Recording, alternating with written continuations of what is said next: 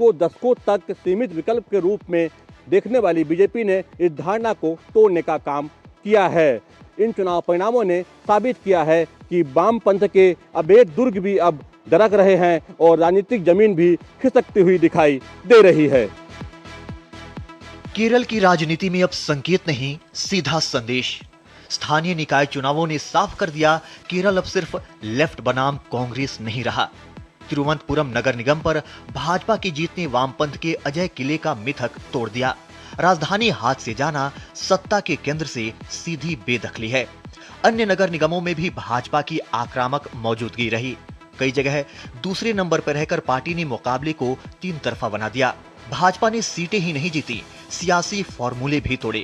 मुस्लिम प्रत्याशी की जीत और ईसाई इलाकों में समर्थन ने पहचान की राजनीति को चुनौती दी। लेफ्ट रक्षात्मक मोड में है। केरल के स्थानीय निकाय चुनावों में भाजपा ने सियासी नक्शा हिला दिया है। पार्टी ने 26 ग्राम पंचायतों, 2 नगर पालिकाओं और तिरुवनंतपुरम नगर निगम पर कब्जा जमाया है। भाजपा की बढ़त सिर्फ सत्ता तक सीमित नहीं रही। करीब 1500 ग्राम पंचायत वार्ड, 50 से ज्यादा ब्लॉक पंचायत, 324 नगर पालिका और 91 निगम वार्ड पार्टी के खाते में गए। पलक्कड़ में 25 सीटों के साथ भाजपा सबसे बड़ी पार्टी बनकर उभरी, जबकि त्रिपुनिथिरा में 21 सीटों के साथ पार्टी ने ताकत का साफ संदेश दिया। कोडंगलूर, वर्कला, शोरनूर और उट्टापलम जैसे इलाकों में भाजपा का डबल डिजिट पहुंचना इस बात का संकेत है कि ये उभार संयोग नहीं, रणनीतिक विस्तार है। The people who choose me for this election, they receive all the credits. And the party and the supporters who stood with me all over this work, they receives all the credits. उन्हीं को मिलना चाहिए सभी credits and recognition. Kerala के इन चुनाव परिणामों ने साबित कर दिया है कि केरल की राजनीति अब बदल रही है। भाजपा अब प्रयोग नहीं, चुनौती बनकर सामने आ गई है। कांग्रेस और वामपंथी पार्टियों के वोट बैंक दरक रहे हैं और आगामी विधानसभा चुनाव में इसके कई बड़े परिणाम देखने में सामने आ सकते हैं। जिस आयोजन को ममता सरकार अपनी अंतरराष्ट्रीय उपलब्धि बताने में जुटी थी, वही अब तृणमूल सरकार का नाकामी का पोस्टर बन गया है। कोलकाता का सॉल्ट लेक स्टेडियम किसी अंतर्राष्ट्रीय आयोजन का नहीं बल्कि सरकारी लापरवाही का नमूना बन गया। हजारों लोगों की भीड़, टूटी बैरिकेडिंग, घंटों जाम और अफरा तफरी। ये सब अचानक नहीं हुआ, ये पहले से दिख रही बदइंतजामी का नतीजा था। प्रचार में कोई कसर नहीं छोड़ी गई, टिकट महंगे रखे गए, लेकिन जमीनी तैयारी शून्य रही। भीड़ प्रबंधन फेल, एंट्री एग्जिट प्लान नदारद और सुरक्षा इंतजाम नाम मात्र के। नतीजा धक्का मुक्की, बेहोश होते लोग और घंटों फंसे आम नागरिक। विडंबना देखिए, महंगे टिकट लेने के बावजूद फैंस मेसी की एक झलक तक नहीं देख पाए। और ये सब उस राज्य में हुआ जहां मुख्यमंत्री खुद गृह मंत्री भी हैं। फिर भी पुलिस और प्रशासन हालात संभालने में नाकाम रहा। आयोजन से पहले ही टिकटों की कीमत और सुरक्षा व्यवस्था पर सवाल उठा चुके राज्यपाल सीवी आनंद बोस मौके पर पहुंचे और हालात का जायजा लिया। राज्यपाल ने इस पूरे घटनाक्रम को सिस्टम की नाकामी बताया। The systemic failure, his visit has been messed up beyond description. The reasons behind this, how this could happen, what is the role and responsibility of the organizers, what is the role and responsibility of the government, particularly the police. Messi event में मची अफरा तफरी की जांच के लिए गठित committee ने स्टेडियम पहुंचकर जांच शुरू कर दी है। कमेटी के अध्यक्ष रिटायर्ड जस्टिस असीम रॉय हैं। वहीं इस पूरे मामले पर भाजपा ने ममता सरकार को सीधे कटघरे में खड़ा कर दिया।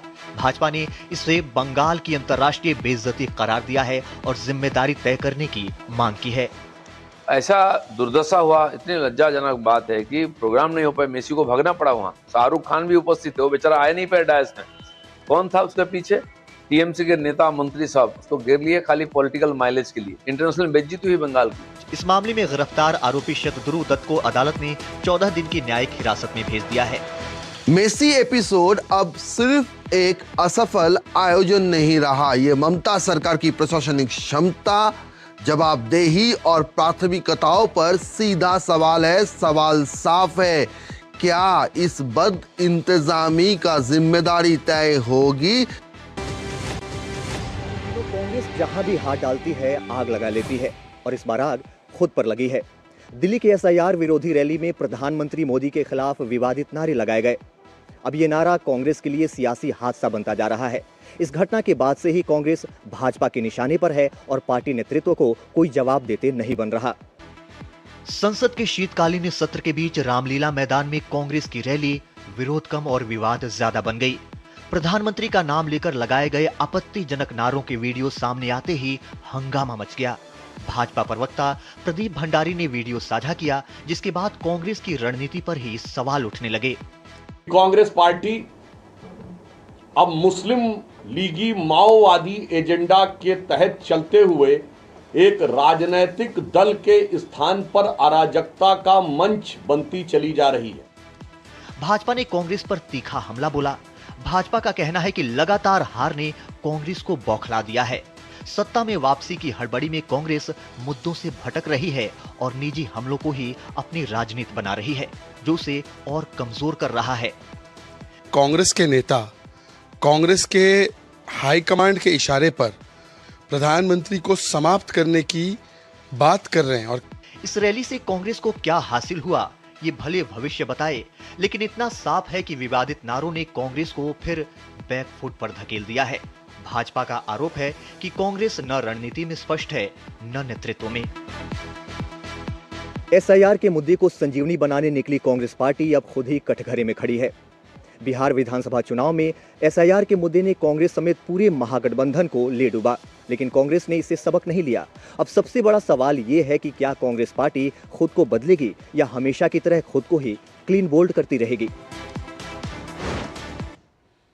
और इसी के साथ रिपोर्टर टर्न में रुक रहे हैं एक छोटे से ब्रेक के लिए। आप बने रहिए हमारे साथ।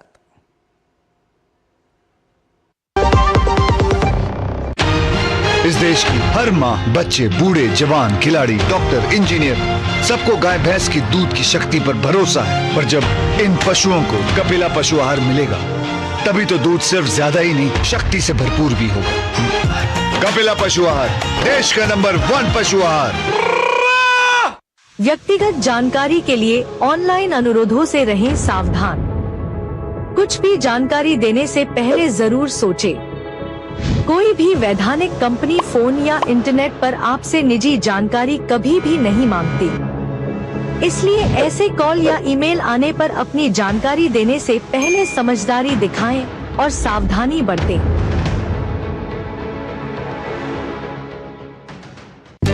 हमारा डेजर्ट आ गया, पर हमारी चैंपियन नहीं आई अब तक। बिल भरने के पहले तो आएगी ना। So girls, क्या हो रहा है? बिल हो रहा है। चल अपना कार्ड दे। पिन दे। RBI कहता है अपना पिन, OTP, CVV या इंटरनेट बैंकिंग पासवर्ड किसी को ना दे। ऑनलाइन बैंकिंग सिर्फ अपने ही कंप्यूटर, मोबाइल और सिक्योर नेटवर्क से करें। हाँ, ये खाने की चैंपियनशिप थी क्या? RBI कहता है जानकार बनिए, सतर्क रहिए। क्या आपको है आकर्षक बचत विकल्पों की तलाश? LIC प्रस्तुत करता है नव जीवन श्री सिंगल प्रीमियम प्लान। एक मुश्त प्रीमियम राशि जमा करें, जीवन बीमा कवर का आनंद उठाएं, परिपक्वता पर गारंटीकृत निश्चित राशि प्राप्त करें। तरलता विकल्प भी उपलब्ध। अभी खरीदें। मौजूदा पॉलिसी धारकों के लिए आकर्षक छूट, नियम और शर्तें लागू। गोल्डी छोले मसाले, जहाँ जाए रिश्ते बनाए। गोल्डी लाए हैं फ्रेश लॉक टेक्नोलॉजी, जो रखे मसालों को हर समय फ्रेश।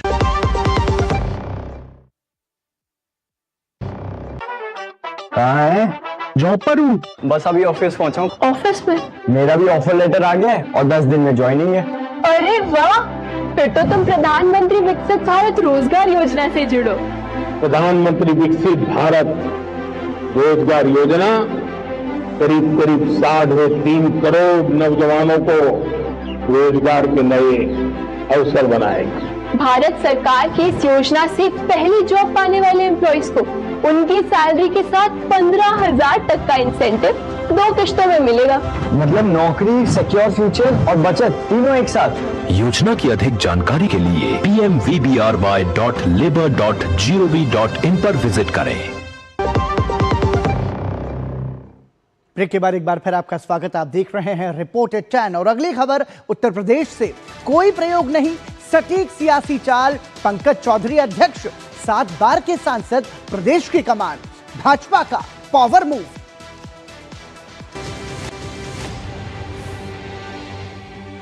उत्तर प्रदेश की राजनीति में भाजपा ने पहला वार कर दिया है।